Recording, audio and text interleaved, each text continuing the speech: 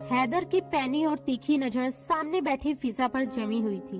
उसकी आंखों में एक अजीब सी जिज्ञासा, शक और सख्ती साफ झलक रही थी। फिजा उसकी घूरती निगाहों से बेहद असहज महसूस कर रही थी और घबराहट में बार बार अपना दुपट्टा ठीक कर रही थी।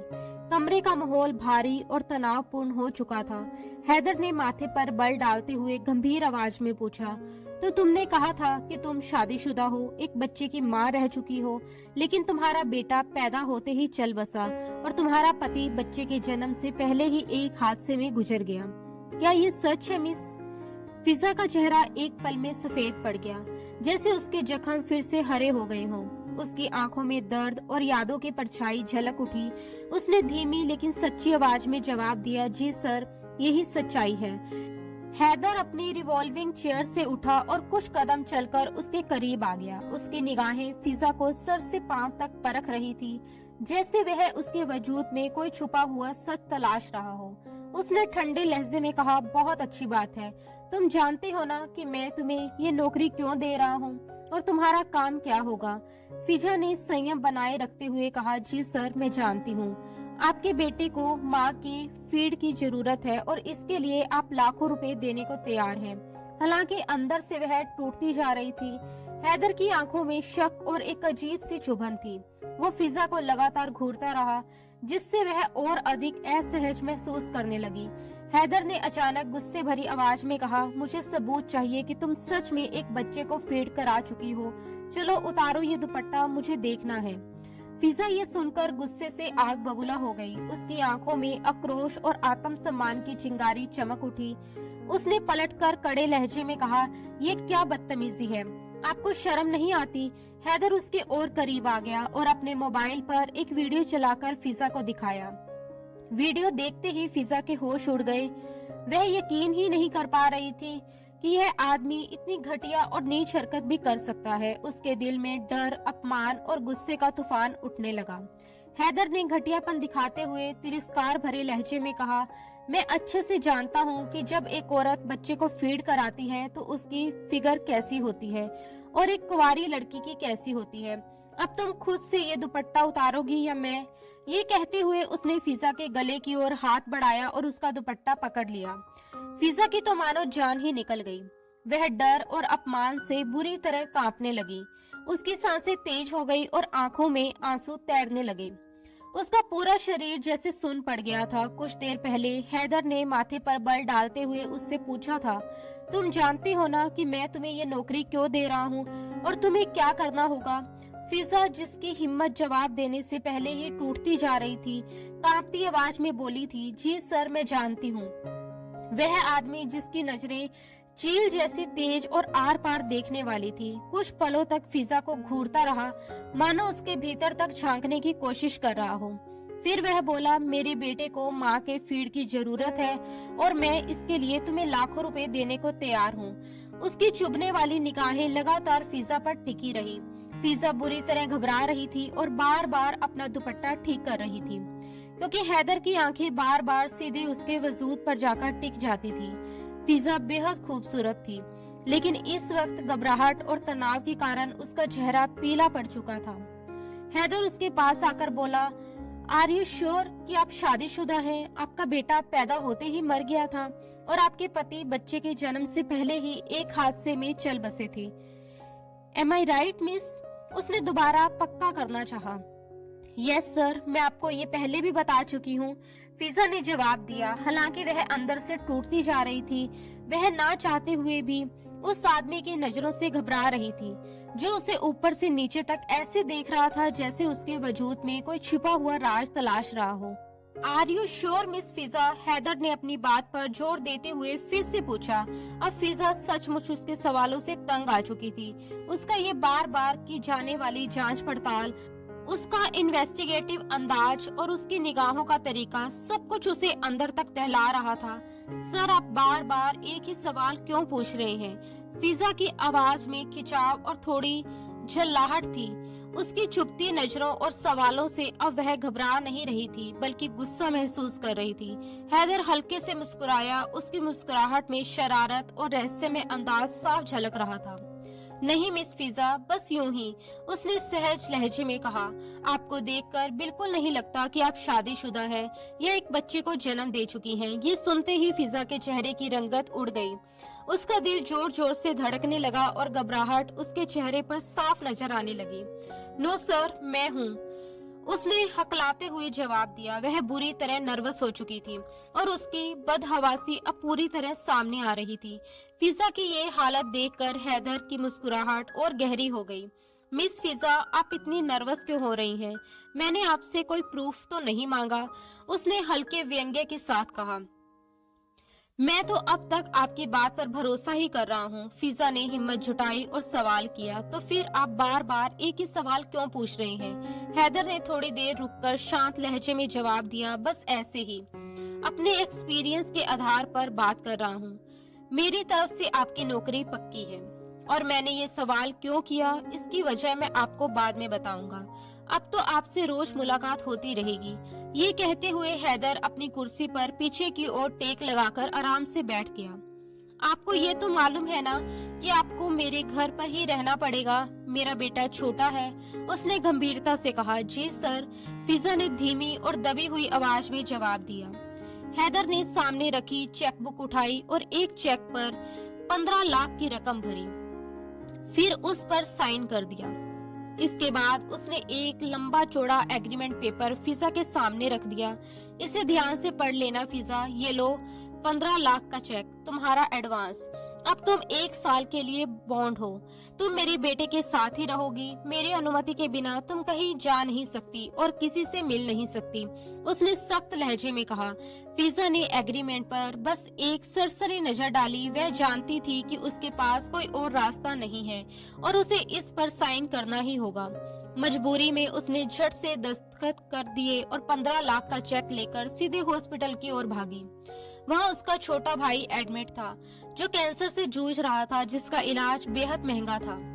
6 महीने के इलाज का खर्च तो फिजा जैसे तैसे जुटा चुकी थी, लेकिन आगे के पैसों का इंतजाम कैसे होगा ये उसे नहीं पता था। फिजा के माता पिता इस दुनिया में नहीं थे, उसके लिए उसका भाई ही उसकी पूरी दुनिया था। उसी को बचाने के लिए उसने झूठ का सहारा लेकर ये नौकरी हासिल की थी। वह अनमैरिड थी, लेकिन उसकी एजुकेशन इतनी नहीं थी कि उसे कोई अच्छी सैलरी वाली नौकरी मिल पाती जिससे वह अपने भाई का महंगा इलाज करवा सके।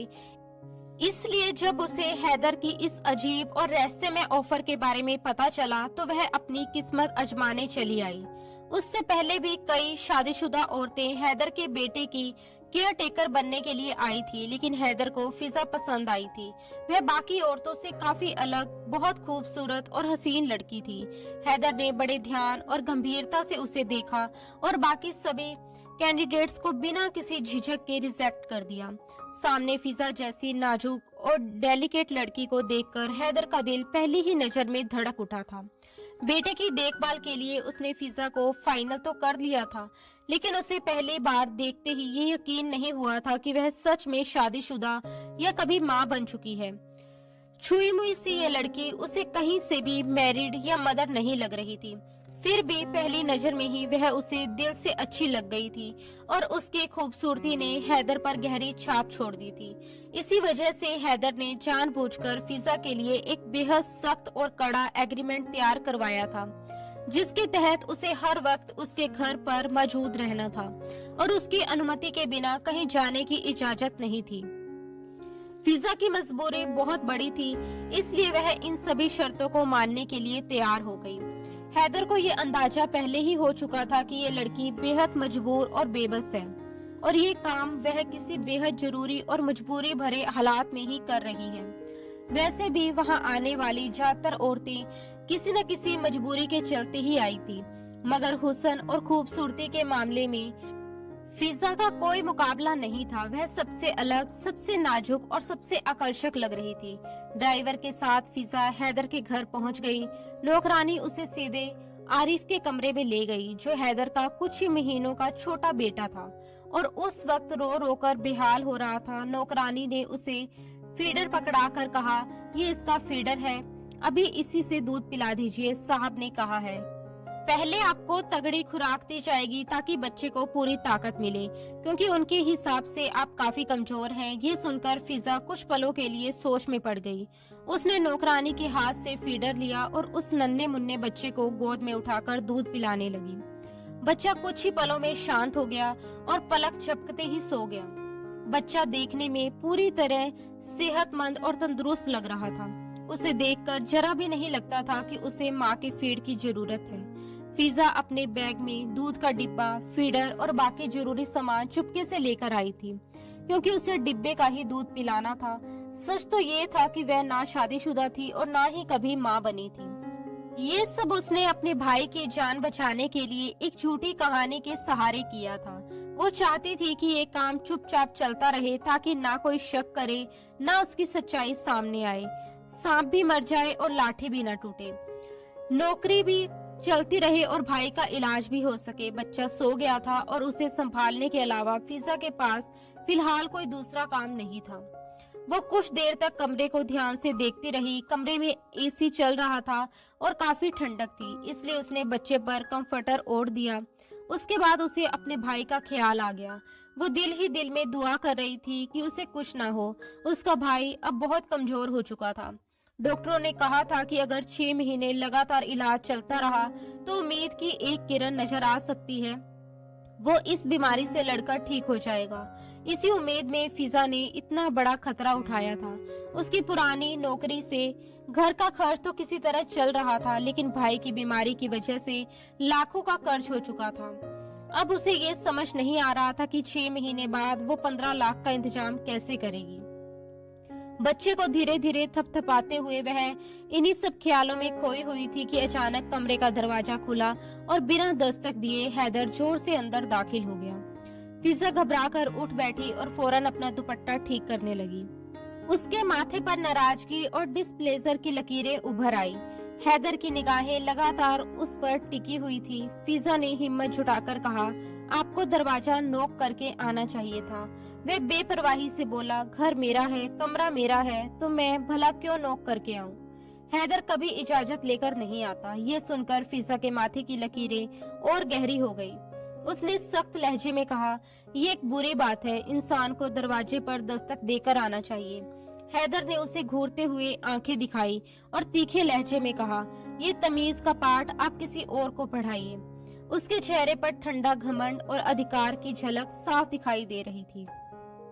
फिर उसने आगे कहा, मैंने आपको अभी अभी 15 लाख दिए हैं, इस चीज के लिए नहीं कि आप मुझे सबक सिखाएं या ये तय करें कि मुझे कैसे पेश आना चाहिए। उसकी आवाज में ऐसा दबदबा था, कमरे का माहौल और भारी हो गया। इसके बाद हैदर ने नौकरानी को बुलाते हुए ऊंची आवाज में कहा, जो मेन्यू मैंने दिया था वह तैयार हो गया? नौकरानी ने आदर से सिर झुकाते हुए जवाब दिया, जी साहब, सब कुछ रेडी है। तो फिर टेबल पर खाना लगाओ। हैदर ने बिना किसी भावना के आदेश दिया।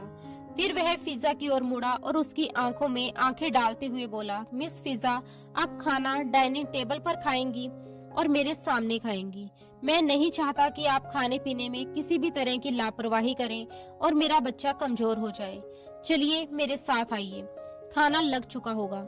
फिजा को उसकी बातों का मतलब पूरी तरह समझ नहीं आ रहा था, लेकिन उसके लहजे की सख्ती और दबदबे के आगे वह कुछ कह नहीं पाई।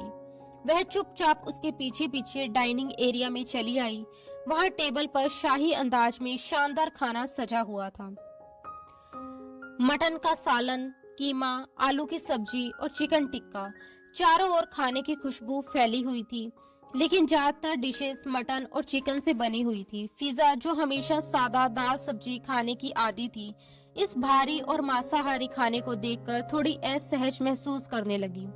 किस्मत ने उसे आज वैसा खाना परोस दिया था जिसकी उसे बिल्कुल आदत नहीं थी। वह टेबल पर बैठ गई और झिझकते हुए हल्की सी हिम्मत जुटाकर हैदर से बोली, आप अपने नौकरानियों से कहिए कि कल कोई दाल सब्जी भी बना ले। मुझे इतना मटन और चिकन खाने की आदत नहीं है। हैदर का चेहरा सख्त हो गया। उसने रूखे और सर्द लहजे में जवाब दिया, खाना आपको मेरी मर्जी से ही खाना पड़ेगा। यहाँ आपको हर चीज मेरी मर्जी से करनी पड़ेगी, मिस फिजा। ये सुनकर फिजा को एक अजीब सा झटका लगा। उसे महसूस हुआ कि ये शख्स उससे ऐसे बात कर रहा है जैसे वह उसकी जिंदगी का मालिक बन बैठा हो। उसकी आंखों में गुस्सा और असमंजस उभर आया। उसने आंखें तरेरते हुए कहा, मैं आपकी बात का मतलब नहीं समझी मिस्टर हैदर, आप कहना क्या चाहते हैं? हैदर ने बिल्कुल सपाट, ठंडे और गन्नात्मक लहजे में कहा, मैंने बिल्कुल सीधी और साफ बात की है। देखिए मिस फिजा, आपकी खुराक का सीधा ताल्लुक मेरे बेटे की सेहत से है और इतना तो आप भी अच्छी तरह समझती ही होंगी। जाहिर सी बात है, आप शादीशुदा हैं, एक बच्चे की माँ बन चुकी हैं। आपका बच्चा भले ही कुछ दिन ही जिंदा रहा हो, लेकिन आपको ये तो पता ही होगा कि माँ की अच्छी और पौष्टिक खुराक बच्चे की सेहत की जमानत होती है। और इसी वजह से मैं चाहता हूँ कि आप भरपूर और ताकतवर खाना खाएं। उसने फिजा को ऊपर से नीचे तक देखते हुए व्यंग्य और तंज भरे लहजे में कहा, अपनी सेहत देखी है आपने? आप बहुत कमजोर लगती हैं। फिर उसने कीमे वाला बाउल उठाया और एक बड़ा चम्मच भरकर कीमा फिजा की प्लेट में डाल दिया। इसे खत्म करो, चाहे तो चम्मच से खा लो, इसके बाद बाकी चीजें भी हैं। फिजा का मन भारी हो गया। उसने मायूसी और झिझक के साथ कहा, मैं इतना नहीं खाती, मुझे आदत नहीं है। हैदर ने आवाज ऊंची करते हुए सख्ती और हुक्म के साथ कहा, फिर वही बात, अरे भाई, यहाँ अपनी मर्जी नहीं चलानी है, यहाँ मेरी मर्जी चलेगी। उसने उंगली अपने सीने की तरफ इशारा करते हुए कहा, मैं फैसला करूंगा कि आपको क्या खाना है, क्या पीना है, कैसे रहना है, क्योंकि आप मेरे बेटे की केयर टेकर हैं। उसे आपकी परवरिश पानी है तो आपको मेरे हिसाब से चलना पड़ेगा। आपको उठना, बैठना, सोना, जागना सब कुछ मेरी मर्जी के मुताबिक होगा। और एग्रीमेंट में मैंने ये सब साफ साफ मेंशन कर दिया था, आपने पढ़कर साइन भी किया है। इस वक्त फिजा के दिमाग में बस डॉक्टर की सख्त और डरावनी बातें गूंज रही थी। जल्द से जल्द पैसों का इंतजाम करिए, नहीं तो आपके भाई की जिंदगी की कोई गारंटी नहीं है। यही डर और मजबूरी उसे भीतर से खाए जा रही थी। अगर पैसों का इंतजाम समय पर नहीं हुआ तो उसका भाई और भी बड़ी मुसीबत में फंस सकता था।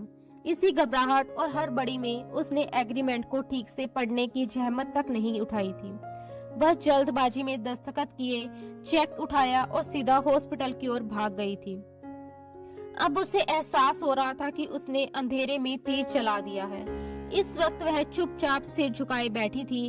हैदर ने बड़े इत्मीनान से नैपकिन अपनी गोद में रखा और ठंडे आदेशात्मक लहजे में कहा, मिस फिजा, खाना शुरू करें। फिजा जानती थी कि अगर वह रोटी के साथ वह भारी कीमा खाएगी तो उसका पेट जवाब दे देगा, इसलिए उसने सामने से चम्मच उठाया और कीमा चम्मच से ही खाने लगी। फिर भी कीमा बहुत ज्यादा था, चम्मच से खाते हुए भी उसका पेट भर चुका था और मन भारी होने लगा था। मगर तभी हैदर ने बिना पूछे उसकी प्लेट में मीट का सालन डाल दिया और रोटी उसकी ओर बढ़ाते हुए सख्ती से कहा, अब ये खाओ। फिजा की आंखों में बेबसी झलक आई। उसने लगभग गिड़गिड़ाते हुए कहा, मैं और नहीं खा सकती, प्लीज। हैदर ने कठोर और हुक्म भरी आवाज में जवाब दिया, खाना तो पड़ेगा आपको मिस फिजा, क्योंकि पूरी रात मेरे बेटे ने आपको खाना है। आपकी सेहत मजबूत होगी तभी वह भी मजबूत रहेगा, तो आपके अंदर भी खुराक होनी चाहिए। हैदर का ये अंदाज फिजा को बेहद अजीब, असहज और खतरनाक लगा। ये कहते हुए उसने अपना निचला होठ दांतों के बीच दबाया था और फिर जिस नजर से उसने फिजा को देखा वह नजर इतनी गहरी, तीखी और चुभती हुई थी कि फिजा को अपने वजूद में अजीब सी कंपकपी दौड़ती महसूस हुई। वहीं आर पार देखती हुई निगाहें जिन्होंने उसे अंदर तक थरथरा दिया, उसे बार बार सिहरन हो रही थी। एक ही दिन में फिजा का सब्र का बांध टूट चुका था। वह झटके से खड़ी हो गई। हैदर ने नरमी का दिखावा करते हुए कहा, अरे बैठिए ना मिस फिजा, प्लीज आधी रोटी ही खा लीजिए। मैं नौकरानी से कह दूंगा कि आपके कमरे में दूध का गिलास भी रख दें ताकि आपको कमजोरी महसूस ना हो। लेकिन फिजा अब पूरी तरह से इरिटेट हो चुकी थी। वह एक पल भी वहां रुकना नहीं चाहती थी। वह फौरन उठी और तेज कदमों से अपने कमरे की ओर चली गई। उसे लगा था कि ये एक आसान सा काम होगा, लेकिन हैदर ने महज 4 घंटों में ही उसका जीना दुश्वार कर दिया था। वह अंदर से बेहद बेचैन और डरी हुई थी। फिजा को महसूस हुआ कि शायद उसने अपनी जिंदगी का बहुत गलत फैसला कर लिया है। ये शख्स तो अभी से मुझ पर अपनी मर्जी चला रहा है। हालांकि एग्रीमेंट डिस्कस करते वक्त उसने ऐसी कोई बात नहीं कही थी। अब उसे डर लगने लगा था कि उस कागज में आखिर क्या क्या लिखा है जिसे उसने बिना पढ़े साइन कर दिया था। वह अंधेरे में तीर चलाकर यहाँ आई थी। हैदर का यूं हर बात में हुक्म चलाना, यहाँ तक कि फिजा को क्या खाना है, क्या पीना है, कैसे उठना है, बैठना है, हर चीज पर अपना फरमान जारी करना उसे बेहद अजीब और डरावना लग रहा था। फिर उसकी मीनिंगफुल बातें, उसके इशारे और उसकी आर पार जाती नजरें, ये सब फिजा को बहुत अनकंफर्टेबल और असहज महसूस करा रहा था। रात के ठीक 12 बजे आरिफ उठकर फिर से रोने लगा। फिजा की भी नींद खुल गई। वह फौरन उठी, बैग से फीडर निकाला, उसे अच्छे से धोया और पाउडर वाला दूध तैयार किया। उसने आरिफ को दूध पिलाया। दूध पीते ही वह फिर से शांत होकर सो गया। फिजा ने तुरंत फीडर धोया, टिश्यू से साफ किया और उसे दोबारा बैग में रखकर बंद कर दिया। उसे रात में दुपट्टा ओढ़कर सोने की आदत नहीं थी, इसलिए उसने अपना नाइट सूट निकाला, एक ढीली ढाली शर्ट और ट्राउजर। वह वॉशरूम गई, ठंडे पानी से शावर लिया और फिर कपड़े पहनकर कमरे में आकर बिस्तर पर लेट गई। एसी चल रहा था, लेकिन नहाने के बाद वह खुद को काफी रिलैक्स महसूस कर रही थी। कुछ ही मिनटों में वह गहरी नींद में चली गई। सुबह 6 बजे आरिफ के रोने की आवाज पर उसकी फिर नींद खुली। उसने दोबारा फीडर दिया और उसका डायपर चेंज किया। दूध पीने के बाद आरिफ अब उसके सीने से लगकर चैन से सो गया था। लेकिन जब सुबह फिजा की आंख खुली तो वह बुरी तरह से हड़बड़ा गई। कमरे में हैदर मौजूद था और वह उसे टकटकी बांधकर देख रहा था। उसे लगा कि किसी की चुपती नजर ने ही उसकी नींद तोड़ी है। सामने हैदर को देखकर वह डर के मारे उठ बैठी। उसका दुपट्टा इस वक्त सोफे पर पड़ा था। उसने अभी तक कपड़े भी नहीं बदले थे और वह उसे एकटक देख रहा था। फिजा घबराकर अपने दोनों हाथ अपने सीने पर रखकर खुद को ढकने की कोशिश करने लगी। हैदर की मुस्कुराहट और गहरी हो गई। फिजा ने गुस्से और घबराहट में पूछा, आप यहाँ क्या कर रहे हैं? वह ठंडे लहजे में बोला, मैंने आपको रात को ही बताया था, घर मेरा है, मैं कहीं भी आ जा सकता हूँ। फिजा ने उसकी आंखों में आंखें डालते हुए सख्ती में से कहा, लेकिन मैं आपकी खरीदी हुई गुलाम नहीं हूँ, मैं आपकी बीवी भी नहीं हूँ कि बिना परमिशन आप मेरे कमरे में बिना दस्तक दिए आ जाएं। मैं आपको ऐसी इजाजत हरगिज नहीं देती।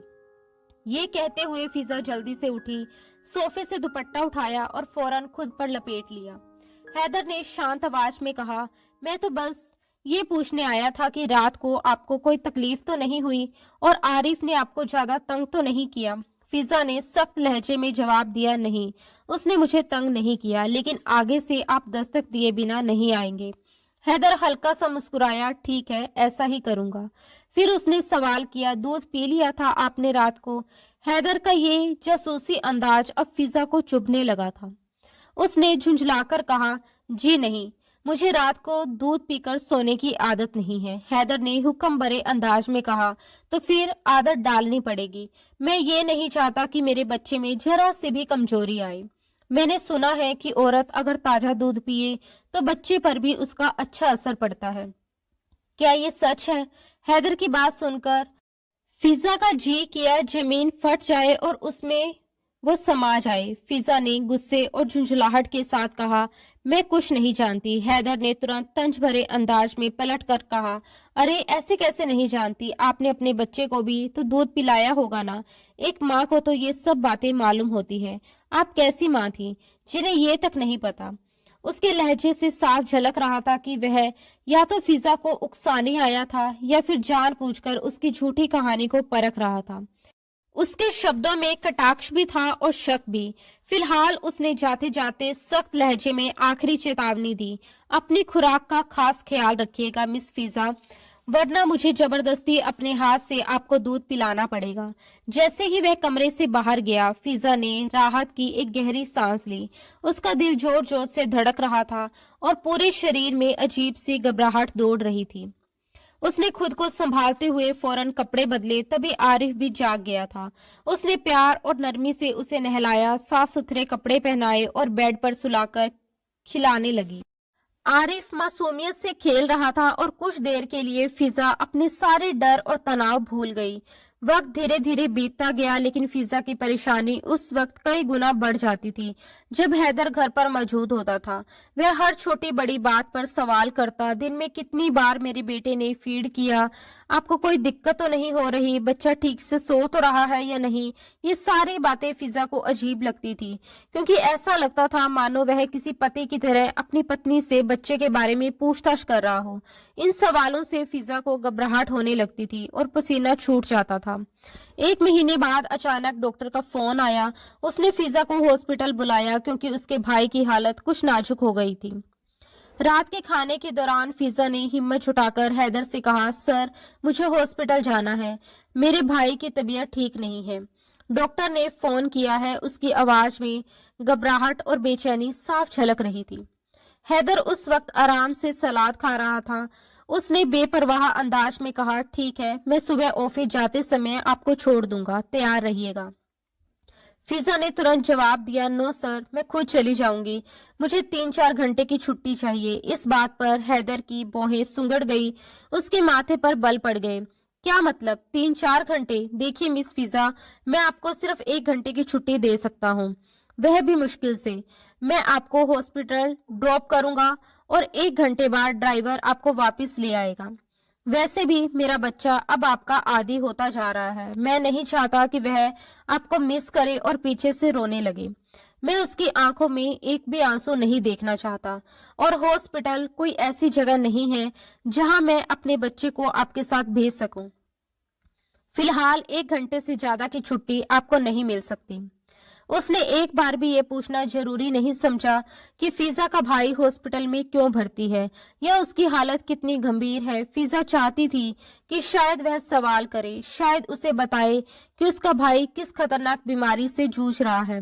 शायद उसके दिल में थोड़ी इंसानियत या हमदर्दी जाग जाए और वह इलाज के लिए मदद कर दे, क्योंकि 6 महीने बाद उसे 15 लाख की और जरूरत पड़ने वाली थी। लेकिन हैदर ने कुछ भी नहीं पूछा। वह बस फिजा को हॉस्पिटल छोड़कर वहां से चला गया। फिजा ने अंदर जाकर अपने भाई सलमान से मुलाकात की। सलमान पहले से भी ज्यादा कमजोर और थका हुआ लग रहा था। डॉक्टर ने शिकायत की, ये दवाइयां समय पर नहीं लेता, इंजेक्शन लगाते हैं तो लड़ने झगड़ने लगता है। फिजा की आंखों में आंसू भर आए। उसने सलमान से कांपती आवाज में पूछा, तुम ऐसा क्यों कर रहे हो? सलमान ने कमजोर और टूटी हुई आवाज में कहा, दीदी, मुझे यहाँ नहीं रहना, मुझे यहाँ से ले चलो। फिजा ने उसे सीने से लगा लिया और भरोई आवाज में बोली, अगर मेरे कंट्रोल में होता तो मैं तुम्हें जरूर ले जाती, लेकिन मेरे हाथ में कुछ भी नहीं है। यहाँ तुम्हारा अच्छा इलाज हो रहा है, तुम ठीक हो जाओगे। बड़ी मुश्किल से उसने अपने भाई को समझाया और हिम्मत दी।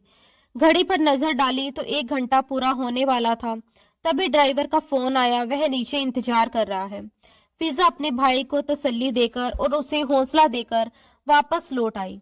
घर पहुंचते ही उसे आरिफ के रोने की आवाज सुनाई दी। वह फौरन उसके पास पहुंची, उसे गोद में उठाया और फीड करवाया। बच्चे को संभालते हुए भी उसका दिल अपने भाई की हालत को लेकर बेचैन था। उस रात फिजा को फिर से अजीब सा एहसास हुआ, जैसे कोई चुभती हुई निगाहें उस पर टिकी हुई हों। उसने आंखें खोली तो कमरे में गहरा अंधेरा था। तभी उसे ऐसा महसूस हुआ जैसे किसी की उंगलियां उसकी गर्दन के पास रेंग रही हों। डर के मारे वह जोर से चीख पड़ी और झटके से उठ बैठी। उसने कांपते हाथों से लैंप ऑन किया। सामने हैदर खड़ा था। उसकी आंखें गुलाबी थी और उसमें अजीब सी खुमारी भरी हुई थी। वह भी नाइट सूट में था। उसे देखकर फिजा के तो होश उड़ गए थे। वो फौरन खड़ी हो गई। वह घबराकर बोली, आप इस वक्त कमरे में क्या कर रहे हैं? हैदर नशे में डूबी हुई आवाज में बोला, बस नींद नहीं आ रही थी। ये कहते हुए वह धीरे धीरे फिजा के करीब आ गया। उसके चेहरे पर बिखरे बालों को वह उंगली से पीछे करने लगा। फिजा ने झटके से उसका हाथ पीछे धकेल दिया और सख्ती से बोली, ये क्या बदतमीजी है? फौरन बाहर जाइए और अब से मैं कमरा लॉक करके सोया करूंगी। हैदर हंस पड़ा और तंज भरे लहजे में बोला, ऐसे कैसे? मैं तुम्हें एडवांस पैसे दे चुका हूँ। 1 साल से पहले तुम यहाँ से कहीं नहीं जा सकती। वह एक एक कदम फिजा की ओर बढ़ाते हुए कहने लगा, अरे जवानी में तुम्हारा शोहर चला गया, शोहर की कमी तो महसूस होती होगी ना तुम्हें। फिजा बौखला गई और गुस्से से बोली, आप कैसी बेहुदा बातें कर रहे हैं? इस तरह की घटिया सोच अपने पास रखिए। हैदर हल्की मुस्कान के साथ बोला, मैंने कोई अजीब बात नहीं की। इस उम्र में अपने जज्बातों पर काबू रखना आसान नहीं होता।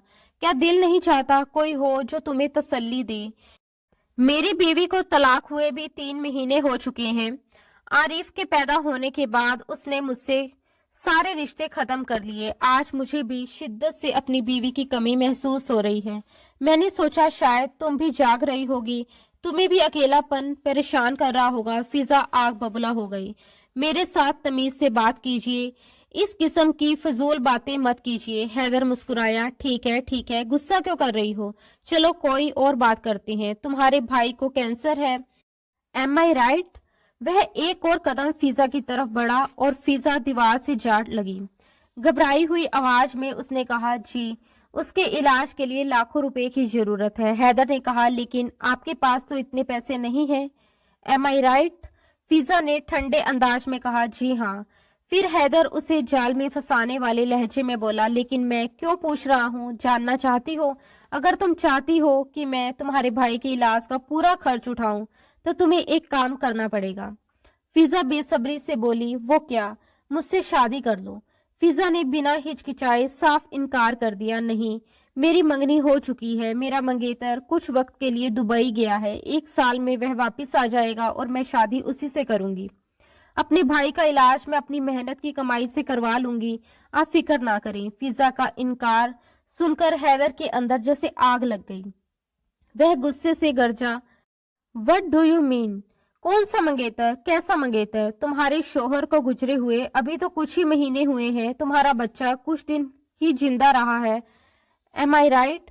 फिजा के तो होश ही उड़ गए। जल्दबाजी में उसने सच बोल दिया था और हैदर ने उसी पल उसकी बात पकड़ ली थी।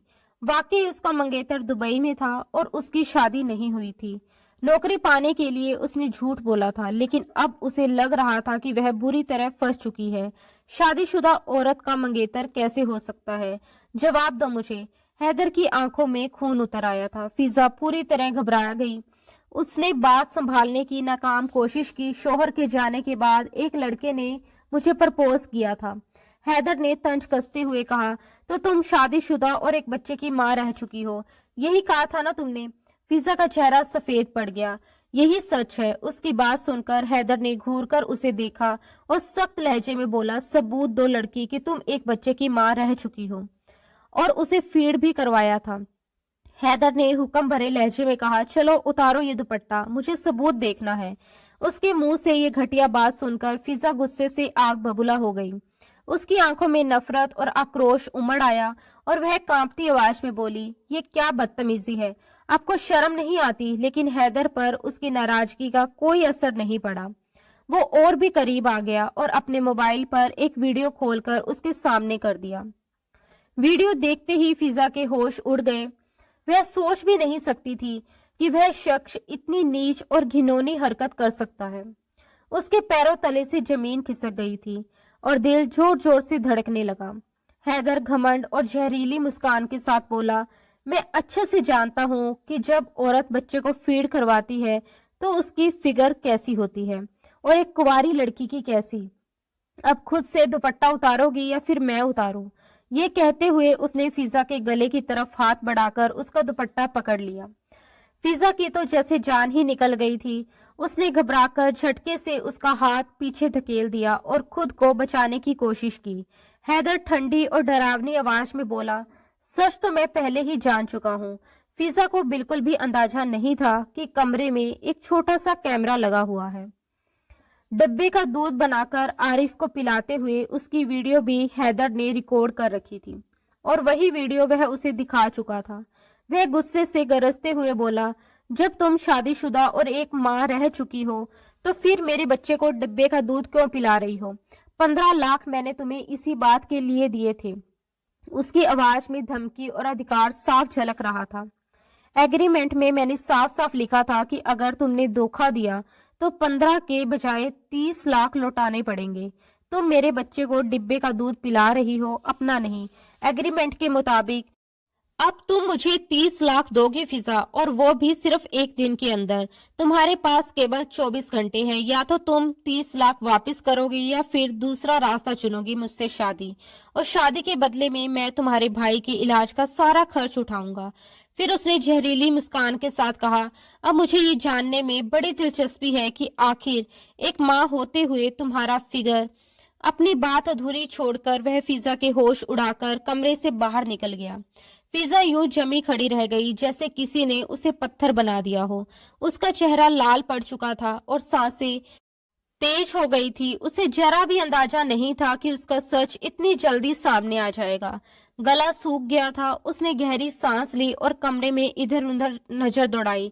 तभी उसकी नजर दीवार पर लगे एक छोटे से कैमरे पर पड़ी। आखिर मैंने इतनी बड़ी गलती कैसे कर दी?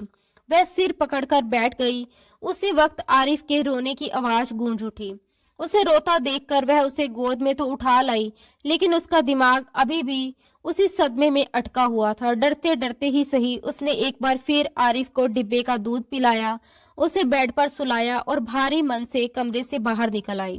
बाहर सोफे पर पैर चढ़ाए बैठा हैदर अखबार पढ़ रहा था। उसे पूरा यकीन था कि वह लड़की जल्द ही दौड़ती दौड़ती उसके पास आएगी, माफी मांगने, गिड़गिड़ाने और समझौते की भीख मांगने। उसके चेहरे पर एक गंभीर और खतरनाक मुस्कान फैल गई थी, और वही हुआ जिसका उसे अंदाजा था। फिजा घबराई हुई हैदर के पास आई और कांपती आवाज में बोली, सर, मेरी सबसे बड़ी गलती यही थी, मैंने एग्रीमेंट ध्यान से नहीं पढ़ा। उसने घबराहट में अपनी बात संभालने की कोशिश करते हुए आगे कहा, और दूसरी बात ये कि अगर मुझे पता होता कि कमरे में कैमरा लगा हुआ है तो मैं बहुत ज्यादा सावधानी बरतती। वह किसी भी तरह अपनी गलती को कम साबित करने और बातों को तोड़ मरोड़ कर खुद को बचाने की कोशिश कर रही थी। लेकिन हैदर ने बोहें संगोड़ते हुए सख्त लहजे में कहा, ये क्या बातों को घुमा फिरा कर कह रही हो?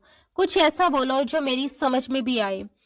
तुमने मुझे धोखा दिया है, समझती हो ना? उसकी आवाज में गुस्सा और अहंकार साफ झलक रहा था। हैदर को धोखा देना इतना आसान नहीं होता, और जो मुझे धोखा देता है उन्हें उसकी सजा भी मिलती है। मेरे सामने अब चटर पटर मत करो। वह दोनों हाथ सीने पर बांधे अकड़ कर खड़ा हो गया। फिजा की आंखों से आंसू बहने लगे और वह रोते हुए बोली, आप गलत समझ रहे हैं सर, मैं आपके बेटे को खुद ही फीड करवाती हूँ। मैंने तो बस उसे डिब्बे का दूध इसलिए दिया क्योंकि आप कहते हैं कि मैं कमजोर हूँ। उसने झूठी कहानी गढ़ते हुए कहा, मेरी शादी वक्त से पहले हो गई थी और मैं वक्त से पहले ही माँ बन गई थी। मेरा शोहर मुझे सिर्फ दाल रोटी ही खिलाता था, कई बार तो भूखा भी सोना पड़ता था। इसलिए मुझमें इतनी ताकत नहीं कि मैं अपना पेट भर सकूं या बच्चे का पेट भर सकूं। मैंने आपके बेटे को फीड करवाने की कोशिश की थी, लेकिन उसका पेट नहीं भरता था, इसलिए मैंने साथ में डिब्बे का दूध देना शुरू कर दिया। वह किसी भी तरह झूठी बातों से उसे यकीन दिलाना चाहती थी, मगर हैदर हकीकत पहले ही जान चुका था।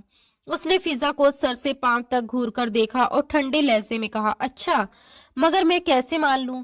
फिर कठोरता से बोला, जो भी हो, तुमने मेरी मर्जी के खिलाफ कदम उठाया और अब 24 घंटे के अंदर अंदर मेरे पैसे वापस करो या फिर मुझसे शादी करो।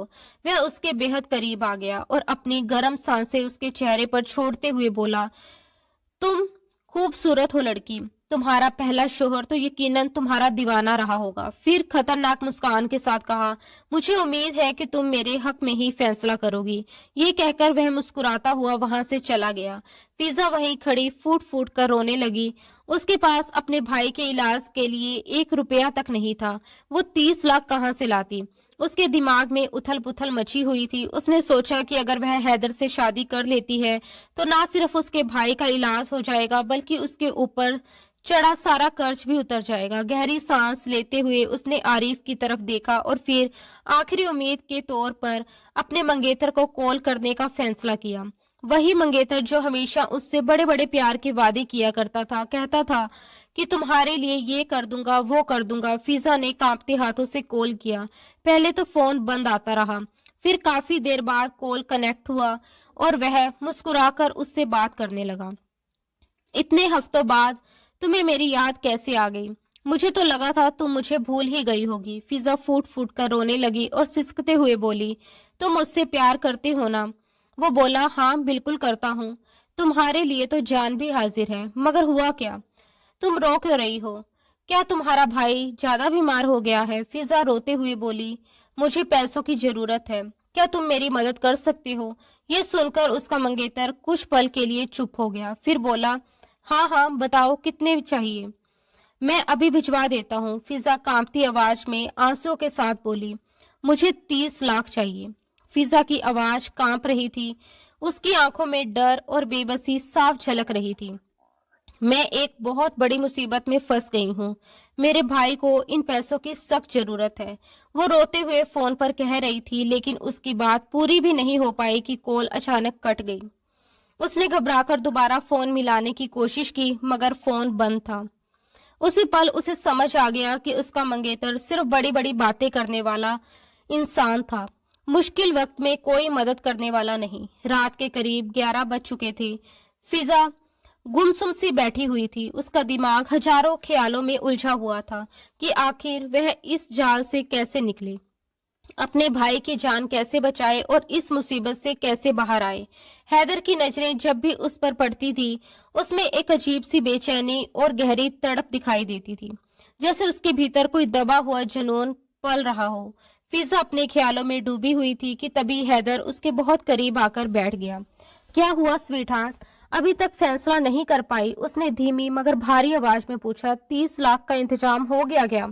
उसे अपने इतने पास देखकर फिजा घबरा गई और तुरंत खड़ी हो गई। वह जानती थी कि अब उसके पास कोई रास्ता नहीं बचा। हैदर ने ठंडे अंदाज में पूछा, तो क्या प्लान है तुम्हारा कल सुबह का? फिर उसने धीरे से कहा, तुम मेरे बेटे की देखभाल करती हो, अगर साथ में मेरी भी कर सको तो इसमें बुराई क्या है? फिजा का दिल कांप उठा, मगर अपने भाई के इलाज का ख्याल उसके सारे डर पर भारी पड़ गया। उसने भारी मन से पूछा, अगर मैं आपसे शादी कर लूं तो क्या आप मेरे भाई का इलाज करवाएंगे, उसका पूरा ख्याल रखेंगे? हैदर ने बिना सोचे जवाब दिया, हाँ बिल्कुल, तुम्हारा भाई ठीक होकर घर लौटेगा। एक गहरी सांस लेकर फिजा ने शादी के लिए हामी भर दी। हैदर की आंखों में ऐसी चमक उभर आई जैसे उसे कोई बेमूल्य चीज मिल गई हो। अगले ही दिन फिजा दुल्हन के रूप में बैठी थी, लाल रंग का लिबास पहने, बेहद सादगी से दुपट्टा ओढ़े हुए। जब हैदर कमरे में आया, उसे देखा तो कुछ पल के लिए ठहर गया। तुम बहुत खूबसूरत लग रही हो। फिर दुपट्टे को देखकर हल्का सा असंतोष जताया। फिजा थोड़ा असहज हो गई और बोली, प्लीज जब तक हमारी शादी नहीं हो जाती आप मुझे हाथ नहीं लगाइएगा। हैदर हल्के से मुस्कुरा दिया और बोला, ठीक है, कुछ ही मिनटों का इंतजार है। मौलवी साहब और गवाहों के सामने निगाह की रस्म अदा हुई। फिजा की आंखों से आंसू बह रहे थे। उसे लग रहा था जैसे वह अपनी किस्मत के आगे हार मान रही हो, जैसे अपने सपनों और इज्जत का सौदा कर रही हो। जबकि हैदर के चेहरे पर संतोष और खुशी साफ नजर आ रही थी। मेहमानों के जाने के बाद आरिफ रोने लगा। हैदर ने कहा, पहले बच्चे को सुला दो, आज का दिन खास है। ये सुनकर फिजा का दिल और तेज धड़कने लगा, क्योंकि वह अपने भीतर गहरी घबराहट महसूस कर रही थी। उसने किसी तरह आरिफ को सुलाने की कोशिश की। बच्चा देर तक नहीं सोया और इस दौरान हैदर कई बार दरवाजे के पास आकर झांकता रहा। आखिरकार आरिफ सो गया। रात के करीब 11 बज रहे थे। फिजा ने सोचा कि शायद हैदर सो चुका होगा, इसलिए वह बच्चे के पास ही लेट गई। लेकिन जैसे ही उसने आंखें बंद की, हैदर एक बार फिर कमरे में आ गया। उसकी मौजूदगी से फिजा फिर घबरा उठी। उसने दुपट्टा ठीक किया, खुद को संभालने की कोशिश की। हैदर ने आदेश भरे लहजे में कहा कि वह दुल्हन की तरह बैठे। फिजा बिना पीछे मुड़े कमरे में चली गई। उसके कदम भारी थे, दिल डरा हुआ था और मन में सच बताने की तीव्र इच्छा के बावजूद वह डर के कारण खामोश रही। दुल्हन बनी फिजा घूंघट गिराए बैठी थी और कुछ ही पलों में हैदर तेज कदमों से कमरे में आया और उसके करीब आकर बैठ गया। उसने फिजा का हाथ थाम लिया और हल्के से उसे अपने होठों से छू लिया। फिर उसने धीरे से उसका घूंघट उठा दिया। फिजा की झुकी हुई पलकें और कांपते हुए होठ देखकर उसके दिल की धड़कन तेज हो गई। हैदर ने धीमी आवाज में कहा, तुम वाकई ही बहुत खूबसूरत हो। तुम्हें देखकर कोई भी इंसान खुद पर काबू खो सकता है। मैं तो पहले से ही हुस्न का दीवाना हूँ। ये कहते हुए उसने हल्के से अपना हाथ फिजा की गर्दन पर रखा और बेहद नरमी से उसे सहलाने लगा। फिजा को असहजता और घबराहट महसूस होने लगी।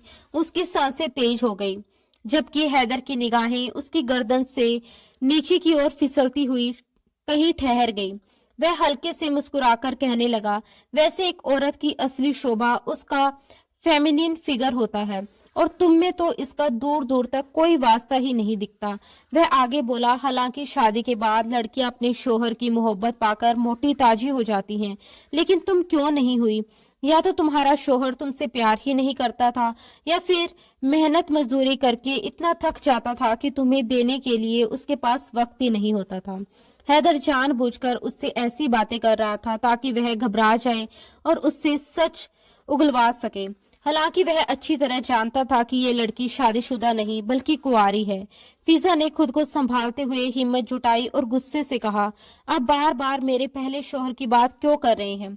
शर्म नहीं आती आपको? मैं आपकी बीवी बन चुकी हूँ और आप मुझसे इस तरह की बातें कर रहे हैं। उसकी आंखों में नाराजगी और अपमान की पीड़ा साफ दिखाई दे रही थी। उसे इस तरह सामने जबान लड़ाते देखकर हैदर का तेवर बदल गया। उसके चेहरे पर सख्ती आ गई। वह कठोर लहजे में बोला, अपनी हद में रहो। ये मत भूलो कि 30 लाख और तुम्हारे भाई के इलाज के बदले में तुमने मुझसे शादी की है, और आगे भी ना जाने कितने लाखों करोड़ों रुपए तुम्हारे भाई के इलाज पर खर्च होंगे, इसलिए आवाज नीचे रखो। इसके बाद उसने हुक्म देने वाले अंदाज में कहा, दुपट्टा उतारो। फिजा ने बिना कुछ कहे चुपचाप अपना दुपट्टा उतारकर एक तरफ रख दिया।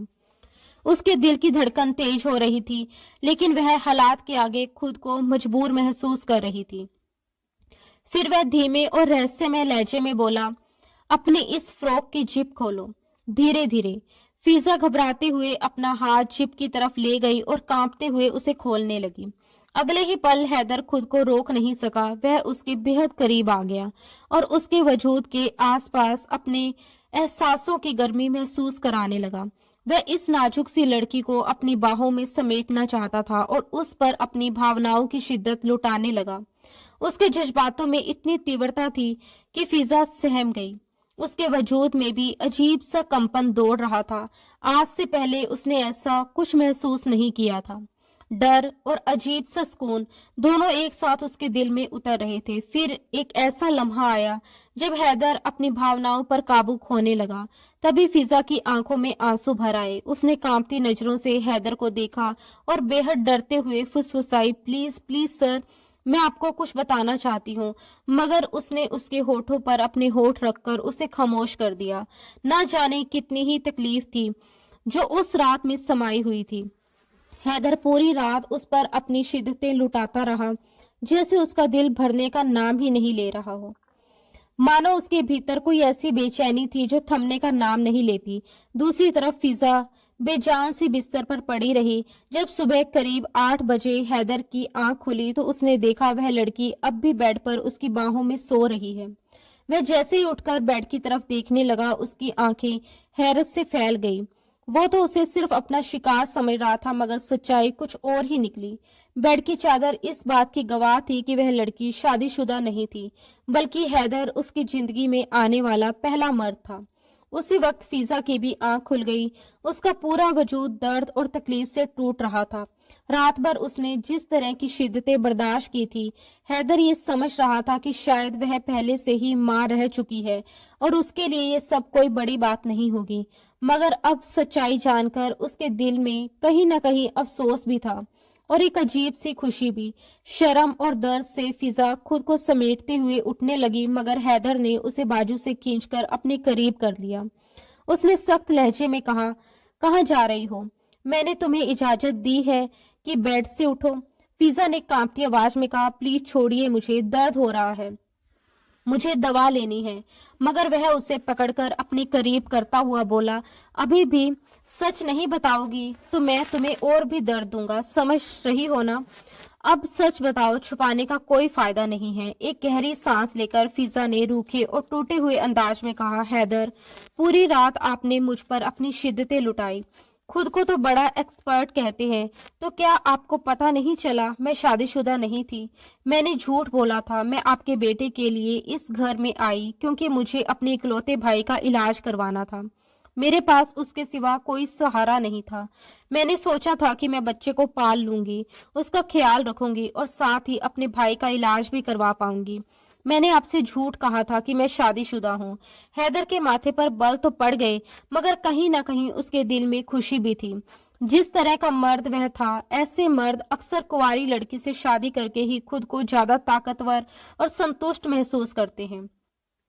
और उसने आखिरकार उसे छोड़ दिया। फिजा फ्रेश होकर बाहर आई और शीशे में खुद को एक नजर देखा। आज वह पहले से ज्यादा मैच्योर लग रही थी। उसे खुद भी हैरानी हो रही थी कि शादी के बाद वह खुद को लड़की नहीं बल्कि एक औरत महसूस करने लगी थी। उसके बाद उसका पूरा दिन आरिफ के साथ बीता। उसकी तबीयत भी ठीक नहीं थी और आरिफ भी उसे आज काफी तंग कर रहा था, मगर फिर भी वह सब कुछ संभालती रही। तभी हैदर का कॉल आया। उसने कहा, आज के बाद से मेरा खाना तुम ही बनाओगी। ये तुम्हारी सजा है, क्योंकि तुमने मुझसे झूठ बोला था। आज के बाद तुम सारा दिन मेरे बेटे को संभालोगी, रात में मेरे लिए खाना बनाओगी और फिर रात मेरे साथ गुजारोगी, समझी? फिजा तो बस सिर पकड़कर रह गई। वह बोली, सर आप किस गलती की सजा दे रहे हैं मुझे? मगर हैदर सिर्फ मुस्कुरा रहा था। शादी को 3 दिन गुजर चुके थे और इन 3 दिनों में हैदर ने उसे एक पल भी चैन से सोने नहीं दिया था। दिन भर आरिफ उसे परेशान करता, रात को आरिफ का बाप हैदर उसे आराम नहीं करने देता। अब फिजा का दिल उबने लगा था। उसे हैदर से सख्त चिढ़ होने लगी थी। दूसरी तरफ अस्पताल में उसके भाई का इलाज पहले से बेहतर हो रहा था, जो उसके लिए एक बड़ी राहत थी। इस बार जब फिजा हॉस्पिटल गई तो आरिफ को भी साथ लेकर गई। जब उसके भाई सलमान ने बच्चे को उसकी गोद में देखा तो हैरत में पड़ गया। उसने पूछा, ये बच्चा किसका है? अगर ये बच्चा तुम्हारे मालिक का बच्चा है तो तुम इसे अस्पताल क्यों लेकर आई हो? फिजा नर्वस हो गई। वह अपने भाई को सच्चाई बताए या नहीं। एक गहरी सांस लेकर उसने कहा, ये मेरा बेटा है, मेरा सौतेला बेटा। मैं इसकी दाई माँ बनकर इसके घर गई थी, मगर इसके बाप ने मुझसे शादी कर ली है। अब वही तुम्हारा इलाज भी करवा रहे हैं। उसके भाई को जितना झटका लगना था वह लग चुका था। वह सोच भी नहीं सकता था कि उसकी बहन के लिए हालात इतने बदल जाएंगे। उसकी आंखों से लगातार आंसू बह रहे थे। वह बोला, तुमने मेरे लिए इतनी बड़ी कुर्बानी दे दी। दोनों बहन भाई एक दूसरे के गले लगकर रोने लगे, मगर फिजा ने उसे पूरा यकीन दिलाया कि हैदर उसका बहुत ख्याल रखता है और वही उसके इलाज की सारी जिम्मेदारी उठा रहा है। डॉक्टर का कहना था कि अगर 1 महीना और ट्रीटमेंट चला तो इसका भाई पूरी तरह से ठीक होकर घर लौट आएगा। फिजा को इस बात की खुशी थी कि अगर कुछ मुमकिन हो रहा है तो हैदर की वजह से हो रहा है। वापसी पर हैदर उसे खुद लेने आया। आरिफ उसकी गोद में बैठा, कभी अपनी माँ को मुस्कुराकर देखता तो कभी अपने पापा को। फिजा ने आरिफ को चूमने के बाद हैदर का शुक्रिया अदा किया। शुक्रिया सर, अगर आप ना होते तो शायद मेरे भाई का इलाज ना हो पाता। मगर वह हंस दिया। उसे किसी का शुक्रिया सुनने या किसी का एहसान लेने की आदत नहीं थी।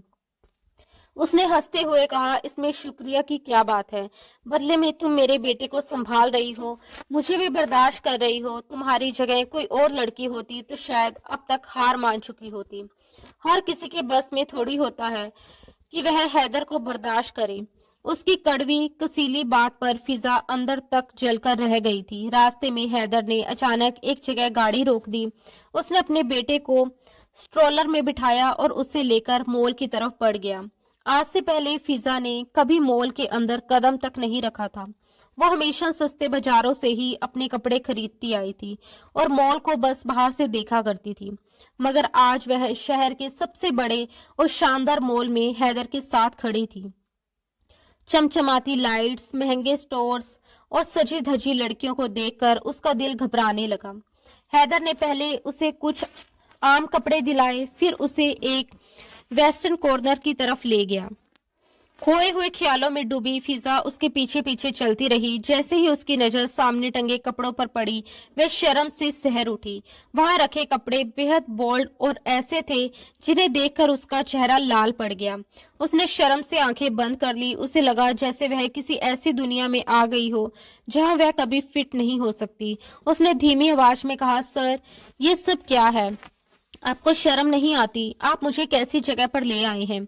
हैदर ने सख्त कहा। अपने एक्सप्रेशन न्यूट्रल रखो। समझ में आया? इन लड़कियों को देखो कैसे अपनी पसंद की नाइटीज चुन रही हैं। तुम हैदर की बीवी हो, तुम्हारे लिए मैं खुद पसंद करूंगा। ये कहते हुए उसने ब्लैक कलर की जालीदार नाइटी उसके सामने रख दी। फिजा का चेहरा और भी लाल हो गया। वह अंदर से टूटने लगी थी मगर बोलने की हिम्मत नहीं जुटा पा रही थी। हैदर ने उसके लिए कई और नाइटीज भी चुन ली और पेमेंट करके सब साथ ले आया। फिजा ने मन ही मन चैन की सांस ली कि आखिरकार वे घर लौट आए। घर पहुंचते ही हैदर ने आरिफ को नौकरानी के हवाले किया और फिजा को अपने कमरे में ले गया। वहां उसने उससे कहा, मुझे ये सारी नाइटीज पहन कर दिखाओ।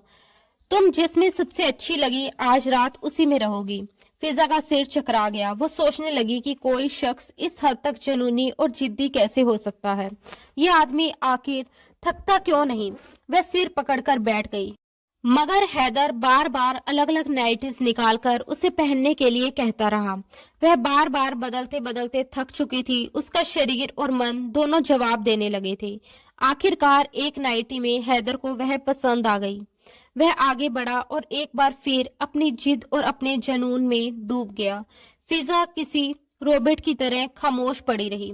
उसकी आंखों से आंसू बहते रहे मगर उसकी आवाज जैसे कहीं खो गई थी। उसके दिल में सवालों का तूफान उठ रहा था। क्या उसका वजूद सिर्फ इस्तेमाल होने के लिए है? क्या औरत का सम्मान सिर्फ एक ख्वाब है? क्या मर्द औरत को सिर्फ अपनी तसल्ली के लिए अपनाता है? क्या अमीर लोग सिर्फ अपनी जरूरत और अपने फायदे के लिए गरीब लड़कियों से शादी करते हैं? इन्हीं ख्यालों में डूबी हुई वह अचानक ठंडी और सुन सी हो गई। हैदर ने उसे देखा और कहा, तुम्हें क्या हुआ? मेरा साथ दो। समझ में आया? मगर फिजा बस रोती हुई उसे देखती रही और धीमी आवाज में बोली, जो कुछ करना है मेरे साथ कर लीजिए, मगर मैं थक चुकी हूँ। अभी एक हफ्ता भी नहीं हुआ कि तुम थक गई। हैदर की आंखें हैरत से खुली थी मगर फिजा के आंसू थमने का नाम नहीं ले रहे थे। उसने कांपती आवाज में कहा, मेरी भी कुछ ख्वाहिशें थी। मैं चाहती थी कि मेरा शोहर मुझसे मोहब्बत करे, मेरी इज्जत करे। मुझे जिस्म के भूखे मर्द बिल्कुल पसंद नहीं थे। मुझे उनसे नफरत थी। मगर मेरी किस्मत है कि मुझे आप मिल गए।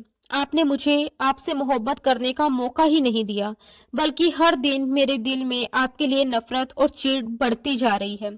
फिजा की बातें सुनकर हैदर चुप हो गया। उसके दिल में कई सवाल उमड़ने लगे। ये पहली बार नहीं था कि उसने ऐसी बातें सुनी थी। यही अल्फाज उसे पहले भी किसी ने कहे थे। उसकी धड़कन तेज हो गई पर पूरा वजूद पसीने से भीगने लगा। फिजा अब भी बोल रही थी मगर हैदर कमरे से बाहर निकल गया। फिजा के सच ने उसे अंदर तक हिला दिया था। वह सीने पर हाथ रखकर आंगन में जाकर बैठ गया। बाहर हल्की बारिश और ठंडी हवा चल रही थी। आंखें बंद करते ही उसे वही आवाज सुनाई देने लगी, उसकी पहली पत्नी मरियम की आवाज। वह उससे प्यार करता था मगर प्यार के नाम पर दिन रात उसके साथ नजदीकियां बढ़ाता रहा। शुरुआत में मरियम उसका साथ देती रही मगर धीरे धीरे वह परेशान होने लगी, रोने लगी, चिल्लाने लगी। मगर हैदर कभी नहीं रुका। वह मां बन चुकी थी। फिर भी हैदर का जुनून कम नहीं हुआ। आखिरकार तंग आकर उसने तलाक लेने का फैसला कर लिया और कोर्ट पहुंच गई। हैदर को खूबसूरत औरतों का नशा था मगर वह एक समय में सिर्फ एक औरत के साथ रहता था। जब तलाक का केस चल रहा था वह प्रेग्नेंट थी। उसने साफ शब्दों में कहा था, तुम मेरा बच्चा मेरे पास छोड़कर जाओगी, उसके बाद मैं तुम्हें तलाक दे दूंगा। हैदर ने सोचा था कि शायद वक्त के साथ मरियम वापस लौट आएगी मगर वह अटल रही। बच्चा होते ही उसने बच्चे को उसकी मां के पास भिजवा दिया और तय समय के बाद दूसरी शादी कर ली। कई महीने गुजर गए थे। हैदर ने ठान लिया था वह दोबारा शादी नहीं करेगा मगर फिजा दूसरी औरत थी जिसने उसकी जिंदगी में आकर उसे प्यार का असली एहसास दिलाया। उसे महसूस हुआ कि मरियम से उसे असल में प्यार नहीं था, वो तो सिर्फ उसके जिस्म का दीवाना था। मगर फिजा से उसे सच्चा प्यार हुआ था। आज फिजा की आंखों में आंसू देखकर उसे एहसास हुआ कि वह कितना गलत था। उसे अपनी बीवियों की तकलीफ का कभी अंदाजा ही नहीं हुआ था। वह पूरी रात सो नहीं सका। सुबह बिना नाश्ता किए वह ऑफिस चला गया। पीछे फिजा डर और अनिश्चितता में डूबी हुई थी। उसे डर था कि कहीं हैदर गुस्से में उसके भाई का इलाज रुकवा ना दे। उस रात जब हैदर घर लौटा तो उसने देखा कि फिजा एक तरफ बैठी फूट फूट कर रो रही थी। उसे इस हालत में देखकर वह उसके करीब चला आया और नरम आवाज में बोला, क्या हुआ, तुम रो क्यों रही हो? सब ठीक तो है? अस्पताल में तुम्हारा भाई ठीक है ना? ये सुनते ही फिजा घबराकर उठी, हाथ जोड़कर रोते हुए बोली, मुझे माफ कर दीजिए, मैंने आपके सामने बहुत बुरा बोल दिया था। मुझे ऐसा नहीं कहना चाहिए था। मैं शर्मिंदा हूँ। आप मेरे साथ जो चाहे कर ले, मगर प्लीज मुझे माफ कर दीजिए। मैं भूल गई थी कि आपने मेरे भाई के इलाज के लिए इतने पैसे खर्च किए हैं। मैं वादा करती हूँ कि दोबारा कभी आपको कुछ गलत नहीं कहूंगी। वो लगातार रोती जा रही थी, मानो अपने हर आंसू के साथ अपनी गलती धोना चाहती हो। मगर इस बार हैदर को गुस्सा नहीं बल्कि गहरी शर्मिंदगी महसूस हो रही थी। उसने धीरे से फिजा को अपने सीने से लगा लिया और बोला, नहीं, अब तुम खुद को दोष मत दो। बस वादा करो कि दोबारा ऐसे शब्द नहीं कहोगी। और आज मैं तुमसे माफी मांगता हूँ। मैं भी वादा करता हूँ कि जब तक तुम्हारी मर्जी नहीं होगी मैं तुम्हारे करीब नहीं आऊंगा। सच में मुझे तुमसे प्यार हो चुका है। तुम मेरे बच्चे की माँ हो और मेरे प्यार की सच्ची हकदार हो। उस पल फिजा को लगा कि शायद वह बस यूं ही कह रहा है, मगर वक्त के साथ उसने वाकई ही खुद को बदलना शुरू कर दिया। अब वह फिजा की मर्जी के बिना उसके करीब नहीं आता था, यहाँ तक कि उसे छूने से भी बचता था। धीरे धीरे वह वैसा बन गया जैसा फिजा हमेशा चाहती थी, समझदार, सम्मान देने वाला और प्यार करने वाला। 1 महीने के भीतर उसका भाई भी ठीक होकर घर लौट आया और फिजा जानती थी कि ये सब हैदर की वजह से ही मुमकिन हुआ था। कुछ महीने बाद फिजा ने आईने में खुद को देखा तो वह हैरान रह गई। कुछ ही महीनों में वह पहले से कई ज्यादा सेहतमंद, आत्मविश्वासी और आकर्षक लगने लगी थी। कमजोर और दुबली फिजा अब पहले जैसी नहीं रही थी। उसे एहसास हुआ कि सच्चा प्यार इंसान को अंदर और बाहर दोनों तरह से बदल देता है। वो हल्की सी मुस्कुराई ही थी कि हैदर वहां आ गया। वह उसकी गर्दन के पास झुका, मगर फिर खुद को रोकते हुए बोला, माफ करना, तुम्हारे वजूद की खुशबू मुझे बेचैन कर रही थी, इसलिए पास आ गया। वह पीछे हटने लगा, मगर फिजा ने उसका हाथ थामकर उसे अपने करीब कर लिया और मुस्कुराकर बोली, नहीं, अब और दूर मत जाइए। मैं चाहती हूँ कि आज की रात हमारे लिए यादगार बन जाए। हैदर भी शायद इसी पल का इंतजार कर रहा था। वह उसे अपनी बाहों में भरकर बिस्तर तक ले आया। कुछ देर दोनों के बीच प्यार भरी बातें होती रही।